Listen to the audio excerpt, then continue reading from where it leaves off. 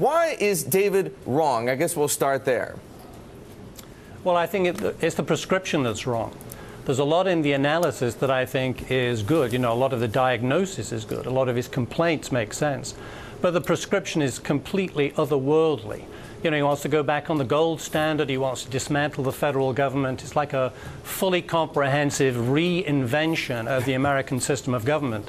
And I think, you know, he knows that that is impossible. He knows it isn't going to happen. And so he sort of deliberately put himself out of the debate about what we should actually be doing. David, we got to give you a shot to respond to that. Okay, well, I spent a lot of time, 700 pages, going through 80 years of history to show where we've made mistakes over time and where we did good. By the way, the 1950s and 60s I thought were a golden era of fiscal rectitude and sound money under Eisenhower and William McChesney Martin. I thought that Carter Glass, who was the father of the Fed, designed it, had the right idea in mind, a banker's bank that did nothing except supply liquidity at the Badgett kind of rules.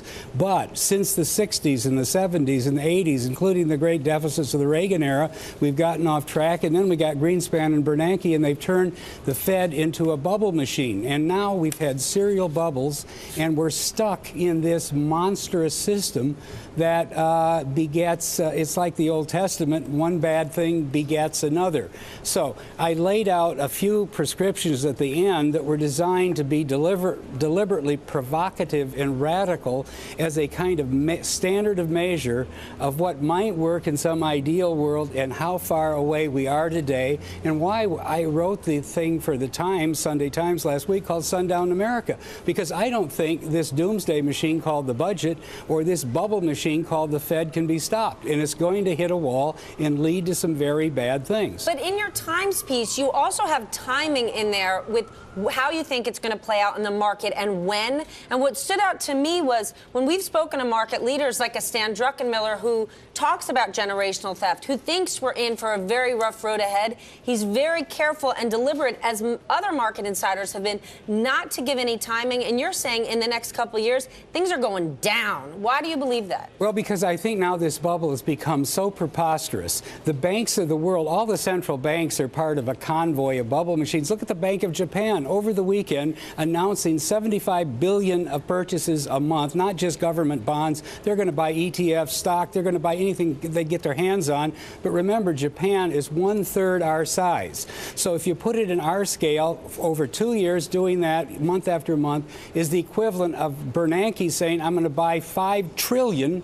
I'm going to expand my balance sheet by $5 trillion. This is bonkers. This is John Law South Sea bubble stuff from the 18th century. That's where the Bank of Japan is, and it's bringing everybody else into a great currency war. And the reason I think we're nearing the end of this is the head of the IMF, which is supposed to be, you know, the voice of discipline and rectitude, said, hey, that's great. Run your printing press in Japan so fast, that's what she said, that the thing will probably melt down before the 2 years are over. A currency war is coming. A race to the bottom is coming.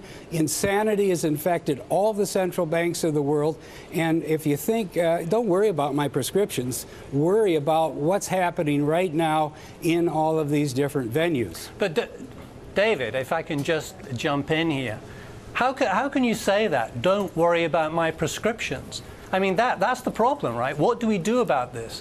No one denies that, you know, the economy is struggling. Nobody denies that mistakes were made when we got into this situation. But how can you sit there and say, don't worry about my prescriptions? Why should we be even interested in what you have to say if you don't have serious prescriptions? Because Einstein said the measure of insanity is if you keep doing the same thing over and over again and expect a different result. The Fed, you can't even talk to them.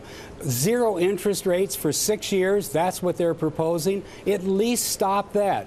If you don't want to go all the way to my banker's bank and shut down the open market committee, which you should, and get out of the government bond market and just provide liquidity on a standby basis, at least allow interest rates to work. How can you have capitalism if there's no price of money, if there's no price of debt? Do you think Ben Bernanke is taking an unjustified victory lap, patting himself on the back when you look at the S&P and the Dow? Because for investors, they're having a beautiful run here, but if you actually look at how Americans are being affected, they're in a terrible state. We were at this same point exactly 4,750 days ago. March 2000, the S&P was within a hair, the 500, of where it is today. And if someone is taking a victory lap for creating the same bubble the third time in a row with the same kind of crazy speculation bubbling up already, then they have no clue what they're doing. Bernanke is a very dangerous man. Clive. Look, this is ridiculous, but Bernanke, I mean, the idea that Bernanke is taking a victory lap is nonsense. I mean, Bernanke, like other central bankers, they're worried. Of course they're worried about the situation. They're trying to do their best under difficult circumstances.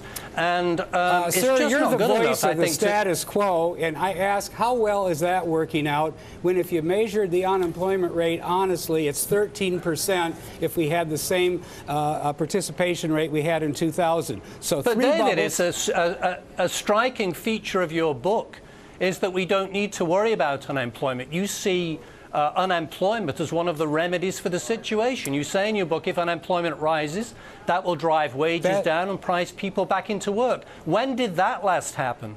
That's what I'm saying, but I'm saying also to you that all of this massive balance sheet expansion, money creating, which does nothing but stay in Wall Street and reward speculators, is doing nothing for the real economy. Nothing for the real economy. So why do we keep doing the same thing? That's all I'm saying. Well, it's better than the alternative, in my view, and frankly, you haven't even offered a plausible alternative. I've got a very good alternative. I've got a very good alternative. Fire the Open Market Committee, get all these money printers off of there, find a Volcker somewhere who's going to say, look it, we're going to sober up, discipline is coming, we're going to let the market breathe and have some interest rates. If they go up a couple of points, so be it, because you can't have capitalism, you can't have financial markets with all these front runners and speculators making a killing for no good reason except to create another huge risk.